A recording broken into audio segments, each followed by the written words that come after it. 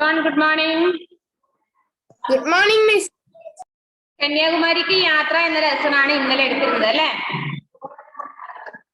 Page number 58 വരെ ഇന്നലെ പറഞ്ഞു തന്നു. 58 ഓരോ ലൈൻ ചോദിക്കും എവിടെ എത്തിയെന്ന് ശ്രദ്ധിച്ചിരുന്നോ? समुद्र पर बने इस सुंदर आकर्षक page number 58 last paragraph 2 lines അവിടെ ഉണ്ട് അല്ലേ? കണ്ടോ അൻമരിയ? समुद्र पर बने इस सुंदर आकर्षक स्थल को देखने के लिए दूर दूर से पर्यटक हम आते हैं. സമുദ്രതീരത്ത് സ്ഥിതി ചെയ്യുന്ന ഈ മനോഹരമായ സ്ഥലങ്ങൾ കാണുവാൻ വേണ്ടി दूर നിന്ന് പോലും ടൂറിസ്റ്റുകാരെ എത്തുന്നുണ്ട്. विवेकानंद के प्रति सम्मान प्रकट करने के लिए इस पवित्र स्थान का निर्माण करवाया गया था. വിവേകാനന്ദന്റെ ഓർമ്മയ്ക്ക് മുന്നിലാണ് ഇങ്ങനെ ഒരു പവിത്ര സ്ഥലം നിർമ്മിച്ചിട്ടുള്ളത്. ഏതാണത്? വിവേകാനന്ദ റോക്ക് മെമ്മോറിയൽ എന്നാണ് അതിന്റെ പേര്. Next page number 59. Diya, good morning.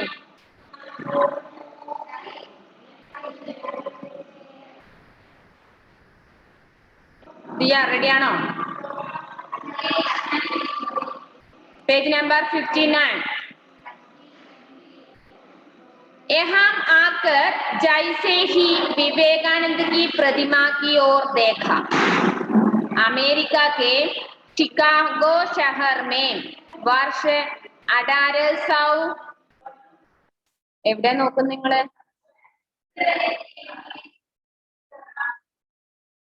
1893 का उनका ओजस्वी उद्बोधन मानो कानों में गूंज उड़ा हो. यहाँ आकर जैसे ही विवेकानंद की प्रतिमा की ओर देखा, ഞങ്ങള് എന്ത് ചെയ്തു? ഇവിടെ എത്തിയിട്ട് വിവേകാനന്ദ പ്രതിമയ്ക്ക് നേരെ നോക്കി. അമേരിക്ക കെ ഷിക്കാഗോ ഷഹർമേ, അമേരിക്കയിലെ ഷിക്കാഗോ ടൗണിൽ നിന്ന് ഏകദേശം വർഷം 1893. 1893 എങ്ങനെ ഹിന്ദി പറയാ? 1853. 91 ഇക്കാവൻ, 92 പാവൻ, 93 തിർപ്പൻ. 1853 का उनका ओजस्वी उद्बोधन मानो कानों में गूंज उड़ा हो. 1893 അദ്ദേഹത്തെ കുറിച്ച് അവിടുന്ന് പറയുന്നത് നല്ല പോലെ ഞങ്ങളുടെ ചെവിയിൽ കേട്ടിട്ടുണ്ടായിരുന്നു. प्रतिमा दर्शन में भी उनके चेहरे पर वही दृढ़ता ओज ज्ञान और विवेक दिखाई दिया. അപ്പൊ അദ്ദേഹത്തെ കുറിച്ച് കേട്ട കാര്യങ്ങള് ആ പ്രതിമ നോക്കിയപ്പോ നമുക്ക് നന്നായിട്ട് മനസ്സിലായി. അതിന്റെ മുഖത്ത് ദൃഢത ഭാവം. എന്താ ദൃഢത ഭാവം? ദൃഢത.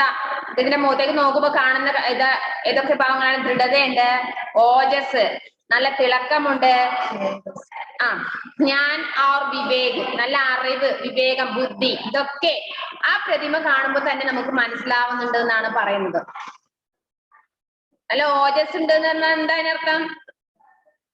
നിങ്ങളെ മാതിരി ഇങ്ങനെ രാവിലെ ഇങ്ങനെ ഉറക്കം തൂങ്ങിയിരിക്കുന്നതിന് ഓജസ് എന്ന് പറയാ? സ്മാർട്ടായിട്ട് ഇരിക്കണം അല്ലേ? അതല്ലേ ഓജസ്? ജോ ഉൻകെ വ്യക്തിത്വ കി പഹചാൻ ഥാ. ആ പ്രതിമ കാണുമ്പോ ആ വ്യക്തിത്വത്തെ കുറിച്ച് നല്ല പോലെ മനസ്സിലാക്കാൻ വേണ്ടി പറ്റും. മൻ ഉൻകെ പ്രതി ശ്രദ്ധ സേ ഭർ ഉടാ. മനസ്സ് മുഴുവനും അദ്ദേഹത്തിലായിരുന്നു, ആ പ്രതിമയെ കുറിച്ചായിരുന്നു ചിന്ത. എവിടെ? ऐसा लगा कि चट्टान जैसी दृढ़ता का साकार रूप कहलाने वाले महापुरुष विवेकानंद के स्मारक के लिए इससे बढ़कर कोई और स्थान हो नहीं सकता था. ऐसा लगा कि എനിക്ക് തോന്നിയ ഒരു അഭിപ്രായം എന്താണ്? ചട്ടാൻ ജൈസി ദൃഢത കാ സാകാർ രൂപ കഹ്ലാനെ വാലെ മഹാപുരുഷ്. അതായത് അങ്ങനെ ഒരു പ്രതിമ നിർമ്മിക്കണമെങ്കിൽ അങ്ങനെ ഒരു കല്ല് കൊത്തി പണിയണ്ടേ? വേണ്ടേ? അപ്പൊ ആ പണി എന്ന ആ ശിലാസ്ഥാപകന്റെ ആ അദ്ദേഹത്തെ കുറിച്ച് ഒന്ന് നിങ്ങളൊന്ന് ചിന്തിച്ചു നോക്കിയേ. അദ്ദേഹത്തിന്റെ കഴിവ്. മഹാപുരുഷ വിവേകാനന്ദ के स्मारक के लिए इससे पढ़कर कोई और स्थान ही हो नहीं सकता. അയാളുടെ സ്ഥാനം എന്ന് പറഞ്ഞത് അത്രയും ഉയർന്ന സ്ഥാനമായിരിക്കും അദ്ദേഹത്തിന് കൊടുക്കേണ്ടത്. കാരണം ഇങ്ങനെ ഇത്രയും വ്യക്തിത്വം തെളിയിക്കുന്ന പ്രതിമ, അതായത് ഓജസ്സുണ്ട്, അറിവുണ്ട്, ഒക്കെ മനസ്സിലാവുന്നുണ്ട് ആ പ്രതിമ കാണുമ്പോൾ തന്നെ. അപ്പൊ പിന്നെ എത്ര കഴിവുണ്ട് ആ നിർമ്മിച്ച ആൾക്ക് എന്നാണ് തോന്നുന്നത്. ഉന്മേ നമൻ കർത്തേ ഹുയേ ഹം വഹാം സേ നികൽപ്പടെ. നമ്മൾ എന്ത് ചെയ്തു? അദ്ദേഹത്തെ നമിച്ചുകൊണ്ട്, എങ്ങനെ നമിക്കുക? ശിരസ് കുനിക്കുക അല്ലെ? നമിച്ചുകൊണ്ട് അവിടെ നിന്ന് പുറപ്പെട്ടു. അപ്പൊ രാഷ്ട്രപിതാ മഹാത്മാഗാന്ധിക്ക് സ്മാരക ദേഖ്നേക്കിലെ ഹം ഉത്സാഹിതത്തെ. ഇനി നെക്സ്റ്റ് നമുക്ക് പോകേണ്ടത് മഹാത്മാഗാന്ധിയുടെ സ്മാരകം കാണാൻ വേണ്ടിയിട്ടാണ്. നെക്സ്റ്റ് അടുത്തത് എങ്ങോട്ടാണ്? മഹാത്മാഗാന്ധിയുടെ സ്മാരകം കാണാൻ വേണ്ടിയിട്ട്. എല്ലാവരും ആ ലൈൻ കണ്ടോ? കണ്ടില്ലേ? നിങ്ങൾ കണ്ടില്ലേ? എവിടെയാ വായിക്കുന്നത് മനസ്സിലായോ? ആ, ഇവിടെ രണ്ടുപേരുണ്ട്, ശ്രീദേവും ഫെയ്ത്തും ഉണ്ട്. അപ്പൊ അവരോട് ഇടയ്ക്കിടയ്ക്ക് ഞാൻ ചോദിക്കണ്ടേ എവിടെ എത്തി?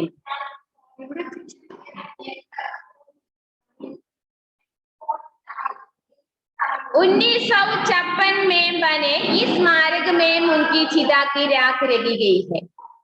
1956 1956. ഇതൊരു കഷ്ടല്ലേ ഇത്? 1956 എന്നെല്ലാം പറയുമ്പോ. അപ്പൊ 1956 അതായത് 1956 ഈ മഹാത്മാഗാന്ധിയുടെ സ്മാരകം പണിതത്. ഈ സ്മാരകത്തിന് ഒരു പ്രത്യേകതയുണ്ട്. അതില് മഹാത്മാഗാന്ധിയുടെ ചിതാഭസ്മം ഉണ്ടെന്നാ പറയുന്നത്. ചിതാക്കി രാഖ്, രാഖ് മീൻസ് ഭസ്മം, വെണ്ണീർ എന്ന് പറയും. ആ ശവം കത്തിച്ചു കഴിഞ്ഞാൽ കിട്ടുന്ന സാരം, അത് ഈ സ്മാരകത്തിൽ ഉണ്ടെന്നാ പറഞ്ഞത്. ചിതാക്കി രാഖ് രഖി ഗയി.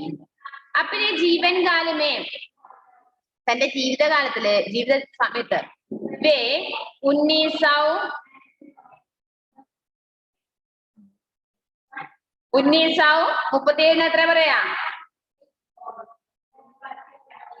37 എത്രയാ പറഞ്ഞ ഷോണേ? 1937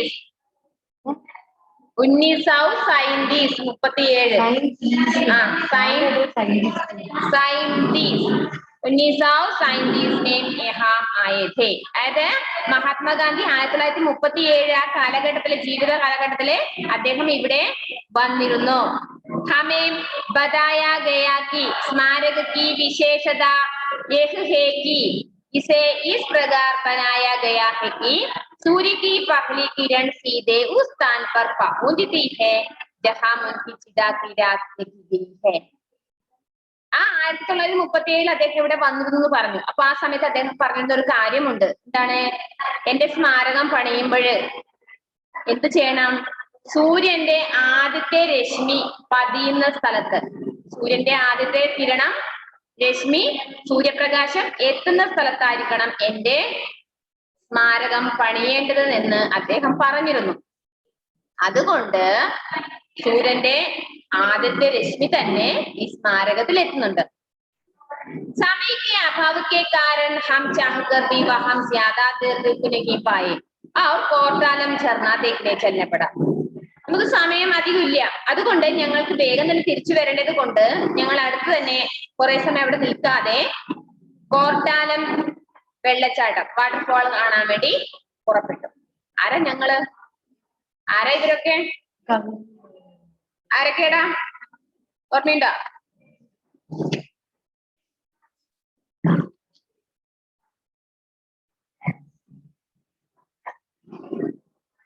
ഷോണിനറിയോ ആരാന്ന്? അത് ലേഖയുണ്ട്, പിന്നെ അതുപോലെ ഫ്രണ്ട് രാധിക ഉണ്ടല്ലേ, പിന്നെ അവരുടെ സിസ്റ്റർ, ഫ്രണ്ടിന്റെ സിസ്റ്ററുടെ വിവാഹത്തിന് പോയതാണ് കന്യാകുമാരിയില്. അവിടുന്ന് ചെയ്യുന്ന യാത്രയെ വിവരണമാണ് ഇത്. മറന്നുപോലെ കന്യാകുമാരി സേ ലഘുഭാഗ് 137 എങ്ങനെ പറയും? 137 ഏകദേശം 137 കിലോമീറ്റർ ദൂരെയാണ് ഈ സ്ഥലം. ഏത് സ്ഥലം? കോർട്ടാലം വാട്ടർഫാൾ.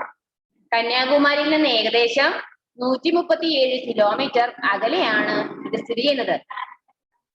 നെക്സ്റ്റ് ലഗ്ബഗ് പറഞ്ഞോ. ലഗ്ബഗ് 136. ഏക് സാവോ 36 എന്നൊക്കെയാ പറഞ്ഞത്. ഷോണേ, ഏക് സാവോ 67 എങ്ങനെ പറയാ? ഇങ്ങനെ നിങ്ങൾ ചിന്തിക്കേണ്ടത് 60 എന്ന് പറഞ്ഞാൽ സാട്ട്. അപ്പൊ 61 മുതൽ തുടങ്ങണം. ഇക്സട്ട്, ബാസട്ട്, തിർസട്ട്, ചൗംസട്ട്, പൈൻസട്ട്, പിന്നെ ചിയാസട്ട്. കേട്ടോ? ഇത് കുറച്ച് പണിയുണ്ട് അല്ലേ? 166 मीटर ऊंचे इस झरने की विशेषता यह है कि यह औषधीय गुणों से युक्त है. ഈ വാട്ടർഫോളിന് ഒരു പ്രത്യേകതയുണ്ട്. 167 മീറ്റർ ഉയരത്തിൽ നിന്ന് ഈ വാട്ടർഫോൾ വീഴുന്നതെങ്കിലും ഇതിലെ ജലത്തിന് ഔഷധ ഗുണങ്ങൾ ഉണ്ട് എന്നാണ് പറഞ്ഞത്. ഔഷധ ഗുണങ്ങളുണ്ട്. എന്തോ പച്ചമരുന്നിന്റെ എന്തോ ഔഷധ ഗുണങ്ങള് ഈ വെള്ളത്തിനുണ്ട്.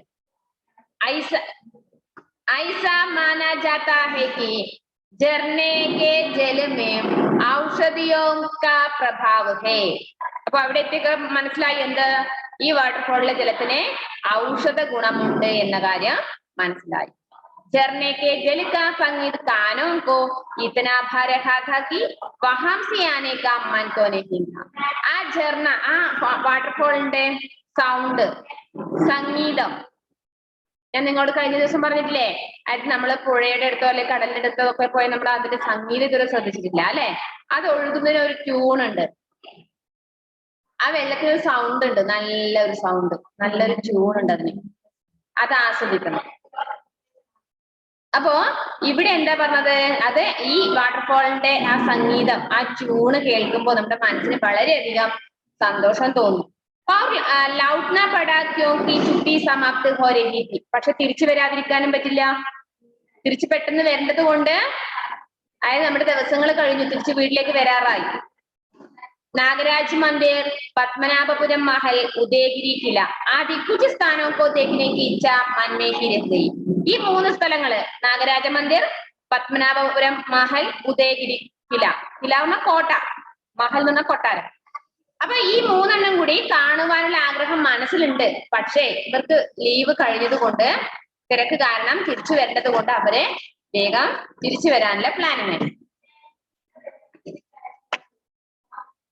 ഷോൺ ആരോട് എന്താ പറയുന്നതാ? കുറച്ചു ദിവസം കൂടെ ലീവ് ഉണ്ടായിരുന്നെങ്കിൽ നന്നായിരുന്നു. അന്ന് നീ മ്യൂട്ട് ചെയ്ത് പറയണ്ട, അതൊന്ന് അൺമ്യൂട്ട് ചെയ്ത് പറയണ്ടേ? നീ അവിടെ ഇങ്ങനെ ഒറ്റക്ക് പറയുമ്പോ ഞാൻ വെച്ച് നീ ഓൺലൈൻ ക്ലാസ് കയറി വട്ടായി പോയോന്ന് ഒറ്റക്ക് ഇങ്ങനെ പറയുന്നുണ്ട്. കുറച്ചു ദിവസം കൂടി അവിടെ നിന്നാ മതിയായിരുന്നു അല്ലേ? നമ്മുടെ ക്ലാസ്സിൽ ഇജാസിന് നാട്ടിലെത്താൻ പോവായിരുന്നു കേട്ടോ. ഇത്ര അടുത്തുള്ള ഷോണിന് ഇവിടെ എത്താൻ പറ്റുന്നില്ല. नेक्स्ट पेज है, पेज नंबर 16. कई दिनों की थकान के कारण रात की गाड़ी से लौटने का निश्चय किया कि सोते हुए सफर आराम से कट जाएगा. കുറെ ദിവസങ്ങള് ആയി ടൂറിന് വന്നിട്ട് അല്ലെ? കല്യാണം, പിന്നെ അതിനുശേഷം അല്ലെ ബാക്കിയുള്ള സ്ഥലങ്ങളൊക്കെ കണ്ടു. അപ്പൊ ഈ കാരണങ്ങൾ കൊണ്ട് ക്ഷീണമുണ്ട് നല്ല പോലെ. അപ്പൊ രാത്രിയില് തിരിച്ചു പോകാനുള്ള ഏർപ്പാടുകൾ തീരുമാനിച്ചു. സോത്തേ ഹുയെ സഫർ ആരാംസെ കട്ട് ജായേഗ. അപ്പൊ രാത്രിയിലാകുമ്പോ എന്ത് ചെയ്യാൻ പറ്റും? വണ്ടിയിൽ നിന്ന് ഉറങ്ങാൻ പറ്റുമല്ലോ, ഉറക്കം അങ്ങ് കഴിഞ്ഞു പോകുമല്ലോ. അതിനു വേണ്ടിയുള്ള പ്ലാനിങ് ചെയ്തു. പർ ആങ്കോമേ നീന്ത് കഹാം. പക്ഷെ എവിടുന്ന് ഉറക്കം വരേണ്ടത്? കാരണം ആങ്കേം ബന്ദ് കർത്തേ ഹി ഏക് ഏക് കർക്കെ സഭി ദൃശ്യ ആങ്കോം കെ ആങ്കെ തൈർ ജാതേ थे. കണ്ണടയ്ക്കുമ്പോ, ഉറങ്ങാൻ വേണ്ടി കണ്ണടയ്ക്കുമ്പോഴേ മുന്നില് ഓരോന്നായിട്ട് പകല് കണ്ട കാഴ്ചകളൊക്കെ ഓരോന്നായിട്ട് ഇങ്ങനെ തെളിഞ്ഞു നിന്ന് കാണുക. അത് നമുക്കും ഉണ്ടാവും അല്ലേ? അതന്നെ ഇല്ലേ ഫെയ്ത്തേ? നമ്മൾ എവിടെയെങ്കിലും ടൂർ പോയി കഴിഞ്ഞാൽ ഉറങ്ങാൻ പറ്റുമോ നമുക്ക്? ഇവിടെ ഫെയ്ത്ത് ഇപ്പൊ ഉറങ്ങിയെന്ന് ഉറങ്ങാൻ പറ്റില്ല അല്ലേ? നമ്മളെ മനസ്സിൽ, അതായത് കൺമുന്നിലെ ഉറക്കം വരില്ല. കാരണം നമ്മളെ കൺമുന്നിൽ ആ ദിവസത്തിന്റെ സന്തോഷം എല്ലാം, കണ്ട കാഴ്ചകളൊക്കെ ഇങ്ങനെ തെളിഞ്ഞു വരും. അത് എല്ലാവർക്കും ഉണ്ടല്ലേ? മൻ അത്ഭുത ആനന്ദ സേ ഭർ ഉഠാ താ. മനസ്സിങ്ങനെ ആകെ ഒരു സന്തോഷത്തില് നിറഞ്ഞു നിൽക്കുകയാണ് അല്ലെ. ഇസ് ബാത് കി ഖുഷി ഥി കി കന്യാകുമാരി കി യാത്ര കർനെ കാ സ്വപ്ന സാകാർ ഹോ ചുകാ താ. ഒരു കാര്യം മാത്രം എന്ത് സംഭവിച്ചതില്, അത് പണ്ട് മുതലേ സ്വപ്നം കണ്ടതാണ് എന്ന് കന്യാകുമാരിയിലേക്ക് ഒരു യാത്ര. അത് ഇതിനോടുകൂടി അങ്ങനെ ഒരു യാത്ര സാക്ഷാത്കരിക്കപ്പെട്ടു. അങ്ങനെ ഒരു സ്വപ്നം എന്റേത് നിറവേറ്റി നടന്നു. അപ്പൊ നമുക്ക് കന്യാകുമാരി കൊണ്ടേ ടൂർ കൊണ്ടേ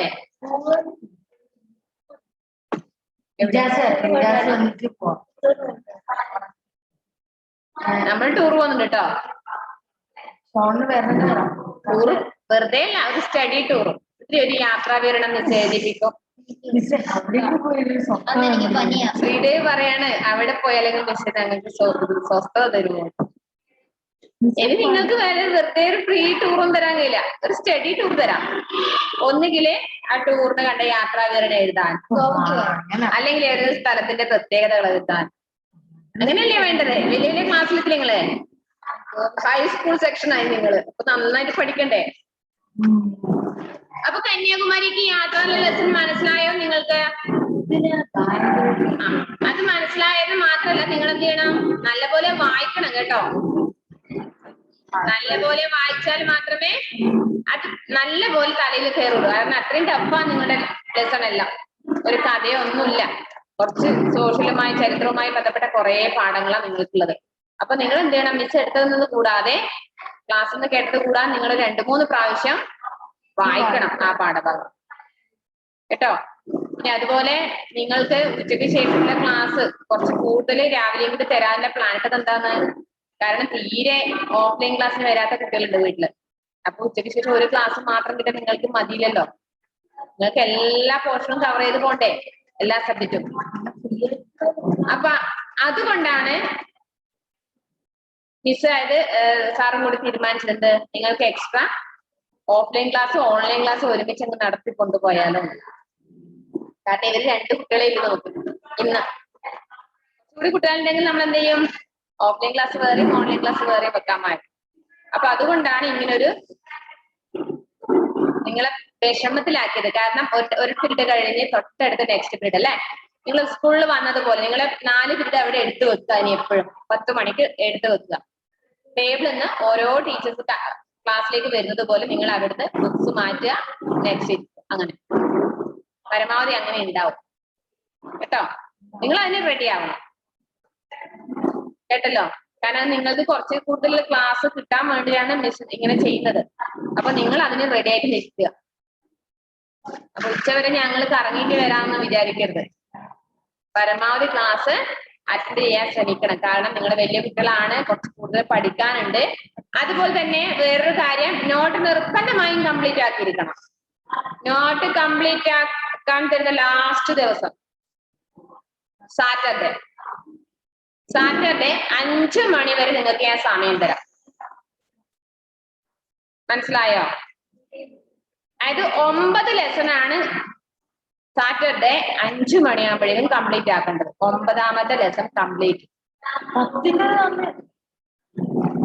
മനസ്സിലായോ? 9ാമത്തെ ലെസൺ വരെ കംപ്ലീറ്റ് നിങ്ങളെ നോട്ട്ബുക്കിൽ ഉണ്ടാവണം. എപ്പോഴേ ലാസ്റ്റ് ഡേറ്റ് എപ്പോഴാ? സാറ്റർഡേ, മറ്റന്നാള് അല്ലെ. നാളെ ഫ്രൈഡേ ആയി. നെക്സ്റ്റ് സാറ്റർഡേ 5 മണിക്ക്. 5 മണിക്കുള്ളിൽ നിങ്ങൾ എല്ലാവരും എനിക്ക് നോട്ട്സ് അയച്ചു തരണം. പഴയതുപോലെ തന്നെ നോട്ട്സ് നിർബന്ധമായും നിങ്ങൾ എഴുതി എനിക്ക് അയച്ചു തന്നിരിക്കണം. കേട്ടല്ലോ? ദിയ കേട്ടല്ലോ മോളെ? 9ാമത്തെ ലെസൺ വരെ കംപ്ലീറ്റ് ആയി. അത് നിങ്ങൾ അയച്ചു തരിക. 10ാമത്തെ ലെസന്റെ നോട്ട്സ് ഞാൻ അടുത്ത ക്ലാസ്സിൽ പറഞ്ഞുതരാം. ഓക്കെ ആണോ? ക്ലിയർ ആയോ? എന്തെങ്കിലും ഡൗട്ട് ഉണ്ടോ ഇന്നെടുത്ത ലെസണില്? ഡൗട്ടേ ഉള്ളൂ തീരെ.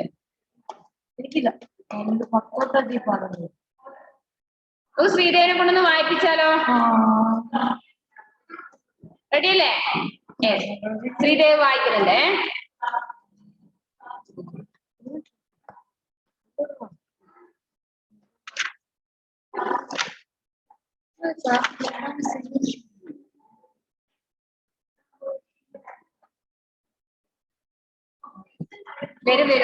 कन्याकुमारी का यात्रा കുറച്ച് ഉറക്കെ വായിക്കേ. ഞാൻ ഇത്രയും സൗണ്ട് എടുക്കുന്ന കേട്ടില്ല.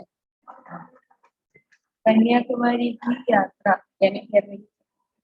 Can you hear me? Sound കേൾക്കുന്നുണ്ടോ? കുറച്ച് ഉറക്കെ പറയണം. നീ ഒന്നും ചെയ്യണ്ട.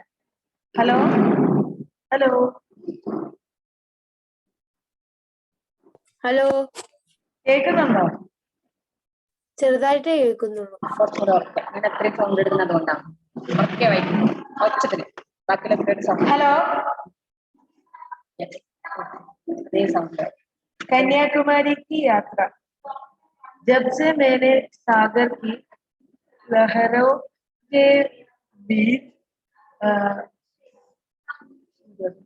सूर्योदय और सूर्यास्त की सुंदर के बारे में पढ़ा था, तब से तमिलनाडु के दक्षिणी तट पर बसे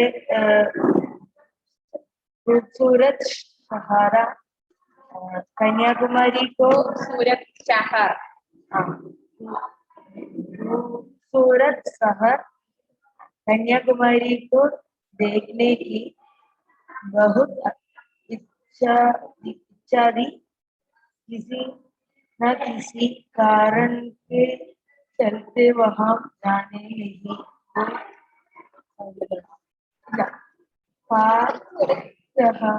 ഉറക്കെ വായിക്കും. പറഞ്ഞാലും നീ സൗണ്ടിലോ വായിച്ചോ. അന്തതഃ യഹി ഇച്ഛ यही इच्छा तब पूरी हुई जब मुझे मेरी बचपन की सगी की बहन के विवाह का निमंत्रण നിമന്ത്രൺ പത്രമില്ല. ഉറക്കെ വായിക്കും. निमंत्रण पत्र मिला। कन्याकुमारी में विवाह की सूचना से मेरे मन खिल उठा।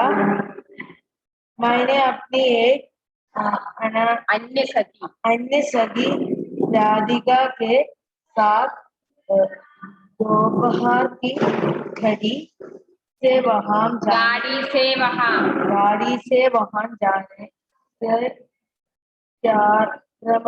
कार्यक्रम बनाया। निश्चित समय पर हम वैवाहिक स्थल पर पहुंच गए। वर्षों बाद बचपन की सगी को अपनी आंखों के सामने देखकर हम दोनों की खुशी का कोई ठिकाना नहीं था। धोकर हम सगी के साथ विवाह के काम में हाथ बढ़ाने लगी।